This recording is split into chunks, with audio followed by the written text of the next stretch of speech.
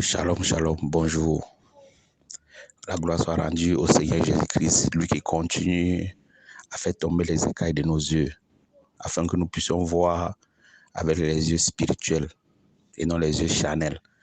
J'ai béni encore Dieu ce matin parce que je viens pour un grand témoignage que je devais le faire hier. Mais par contre, je pense que le Seigneur, par son Saint-Esprit, n'a pas voulu que je le fasse parce qu'il voulait compléter ce témoignage. Et puis, il l'a fait.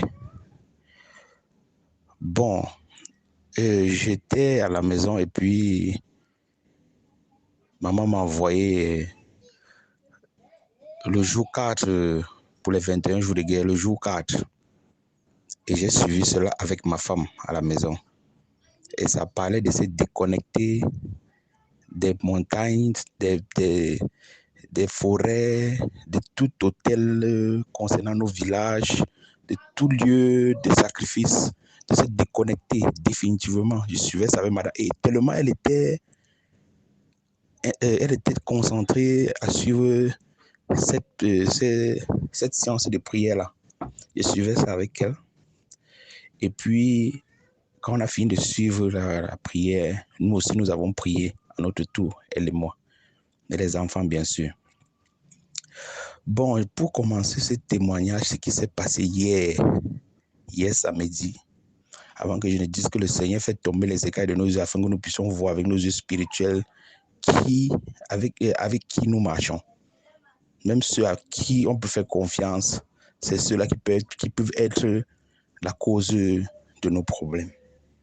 Avant que je ne commence, je vais briefer juste une petite histoire afin que chacun puisse comprendre le fondement, la base. Le Seigneur a complété ce songe, c'est par là que je vais commencer. Le Seigneur a complété ce témoignage par le jour 5. Le jour 5, quand je suivais ce jour que papa disait, il y a les morts en série dans les familles. Et c'est là où le Saint-Esprit me fait comprendre beaucoup de choses dans mon passé, du côté de ma belle famille. J'explique alors comme je disais tantôt. Du côté de ma belle famille, la première grande sœur, ma femme, est morte en décembre. Un décembre, autant pour moi. Un jour, je crois que c'était un 28 décembre. La deuxième grande sœur de ma femme est morte aussi maintenant un 28 décembre d'une autre année, pas la même année. Ça fait 2 morts qui sont les mêmes jours, mais pas de la même année. Ça, c'est une mort en série qui n'est pas normale selon la prière du jour 5 que j'ai suivi. Et puis, curieusement maintenant, ma femme était enceinte de ma dernière fille. Elle a suivi tous les examens possibles. Et tout allait bien, selon les docteurs. Mais à ma grande surprise, le 24 décembre de l'année où naît ma dernière fille, qu'on programme une opération pour le 28. Je n'ai rien compris. On programme une opération pour le 28 décembre. Pourtant, la date probable d'accouchement, selon l'échographie, disait qu'elle devait accoucher en janvier. Mais, sorti de nulle part, le docteur dit qu'elle est partie pour la dernière visite. Le docteur dit non, on doit t'opérer. Ce qui n'était pas prévu. Un 24 décembre, on dit qu'on va opérer le 28. Bon, du coup, elle, ça l'inquiète parce qu'elle voit que la date qu'on lui donne qu'on va l'opérer, c'est les 2 dates que ses 2 grandes sœurs sont mortes, mais pas la même année. Elle dit que ça m'inquiète, c'est qu'on m'a dit là, mais je vais prier parce qu'entre-temps, pour la petite histoire, depuis des années que je l'ai connue dans leur village, on accuse les mamans de sorcellerie. Bon, du coup, les mots en série, là, eux, ils s'inquiètent et ils voient le comportement de leur maman. C'est pas trop catholique. Elle s'inquiète donc. J'ai dit, maman, vas-y, le Seigneur au contrôle. Elle est partie. Le jour de l'opération, donc, sa maman apparaît avant qu'elle entre dans le bloc à l'hôpital. Elle ne passe même pas chez nous. Elle passe directement à l'hôpital. On ne sait pas comment elle a su qu'on devait opérer sa fille ce jour-là. Mais elle est arrivée à l'hôpital même avant celle qu'on devait opérer. Ok, jusque-là, c'est inquiétant. Elle me demande qui a dit à la mère qu'on devait m'opérer. Je dis que je ne connais pas. Il faut demander à tes frères et tes soeurs qui sont là. Elle dit que ok. Ma femme entre au bloc opératoire dont le 28 pour l'opération. Sa maman est assise dehors. Moi, j'avais un travail du côté de Jabouma. Je pars au travail. Je remets tout entre les mains de Dieu, je pars au travail. On m'appelle quelques minutes pour dire qu'on a opéré ma femme. Tout s'est bien passé. Je dis est-ce qu'elle est même elle est vivante? On me dit que oui. Je laisse le travail que je faisais pour venir confirmer de mes propres yeux si elle était vivante. J'arrive qu'elle est vivante. Maintenant, je vois sa maman commence à se comporter bizarrement parce que madame allait bien, l'enfant allait bien. Et puis, le 29, sa maman dit qu'elle va partir. Elle laisse sa fille qu'on a opérée. Un 28. On a opéré sa fille. Elle laisse sa fille le 29. Elle est partie jusqu'à nos jours, comme je vous fais ce voice. Elle ne peut jamais passer chez moi. Elle ne connaît pas si mon enfant est mort ou pas. Elle ne connaît pas si elle a grandi ou pas. Elle ne peut jamais passer chez moi. Elle ne connaît pas si l'enfant est vivant ou pas, ou même si sa fille est vivante ou pas. Parce que depuis le 29 qu'on a accouché ma fille, elle a eu 1 an de 8 mois. Ma belle-mère n'est jamais passée chez nous. C'était pour la petite histoire. C'est pour dire qu'il y a déjà un problème mystique qui s'annonce, quoi. Ok. Ce qui n'est pas normal, c'est que la belle-maman faisait.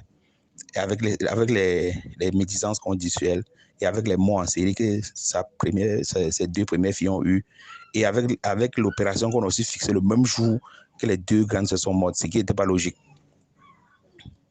Et quand je suivais dans les enseignements en série, que papa disait les mots en série ne sont pas normaux, on a suivi ça. C'est pour ça que je vous ai raconté cette petite histoire. Mais hier donc, quand on se déconnectait, selon le guide de la prière que papa fait, du jour 4, on s'est déconnecté. Le soir, je reste avec madame. Sa grande sœur, elle a plusieurs grandes sœurs. Sa grande sœur arrive à la maison, elle lui dit,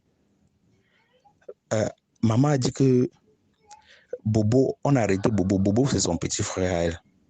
On a arrêté Bobo, comme il a commis ses gaffes, parce que c'est un petit turbulent. Il a commis ses gaffes, on l'a arrêté.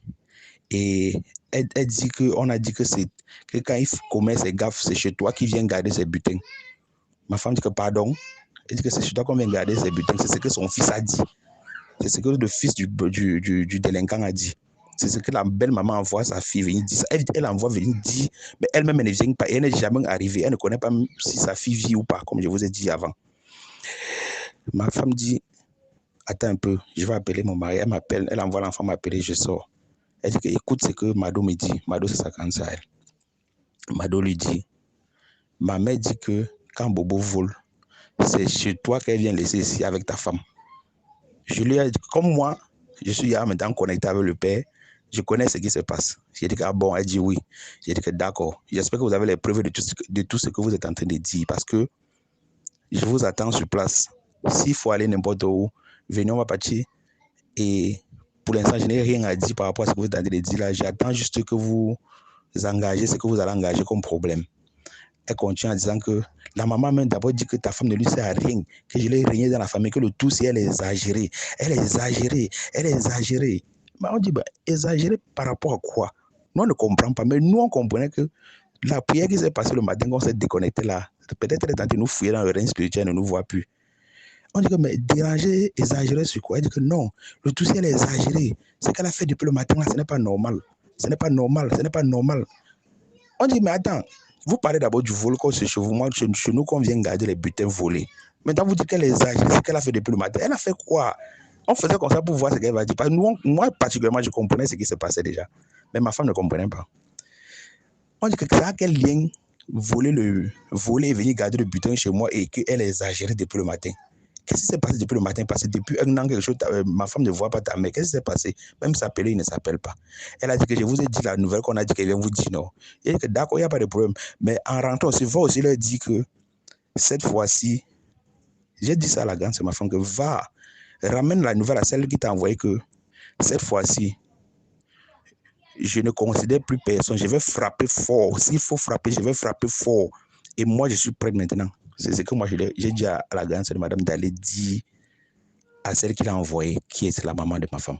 J'ai dit que je vais frapper fort parce que cette fois-ci, je suis prêt. Et en disant cela, je ne comptais pas sur ma force. Je compte sur le Seigneur parce que le Seigneur tentait de m'ouvrir les yeux. Et avant ça même, je crois que c'est une délivrance que le Seigneur m'a fait, ma femme, mes enfants et moi, parce que le jour 4 de la nuit du combat de 21 jours de guerre, j'ai fait un songe que je crois que j'ai expliqué ça aux serviteurs de Dieu, que le Seigneur m'a délivré dans la nuit avec mes enfants et ma femme, dans une situation que on devait me tuer dans le songe. Mais le Seigneur m'a délivré avec quelqu'un qui sortait de nulle part. Pour frère, le combat là est réel. Ce combat que vous voyez qu'on a de combattre là, c'est réel. C'est une réalité. Bon, quand l'ennemi ne te voit plus dans le règne spirituel, physiquement, il va venir t'attaquer. Et moi, je suivais le jour 1. Comme papa disait que si on est en train de prier et que quelqu'un vient ici, ne ripostez pas. Dites juste qu'on vous soumet à l'autorité de celui-là. Dans l'audio, je ne sais pas là où il avait tendu la main quand il disait ça, mais je sais que on va soumettre tous les ennemis sous l'autorité du Christ, Jésus-Christ. Amen.